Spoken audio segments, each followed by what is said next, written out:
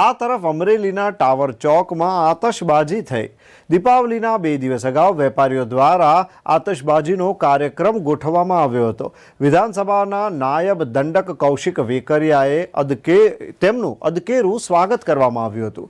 રાજસ્થાની ખેલૈયા દ્વારા રાસ રમીને ભાજપના નેતાઓને આવકારવામાં આવ્યા હતા। ટાવર ચોક વેપારીઓએ કૌશિક વેકરિયા અને સાંસદ નારણ કાછડિયાનું સ્વાગત કર્યું હતું। દિવાળીના તહેવારોને વધાવવા માટે કૌશિક વેકરિયાએ વક્તવ્ય પણ આપ્યું હતું। ફૂલઝર, રોકેટ, ફટાકડા ફોડીને આવનારા દિવાળીના તહેવારોની ઉજવણી કરતા ભાજપના નેતાઓ જોવા મળ્યા હતા। રોજ અમરેલી ટાવર ચોક દ્વારા એક વેપારીઓએ દિવાળી પર્વની ઉજવણી માટે પૂર્વ સંધ્યાએ ટૂંકમાં અગાઉ 2 દિવસ અગાઉ ટાવર ચોકમાં એક આતશબાજીનો એક સુંદર કાર્યક્રમ રાખવામાં આવ્યો।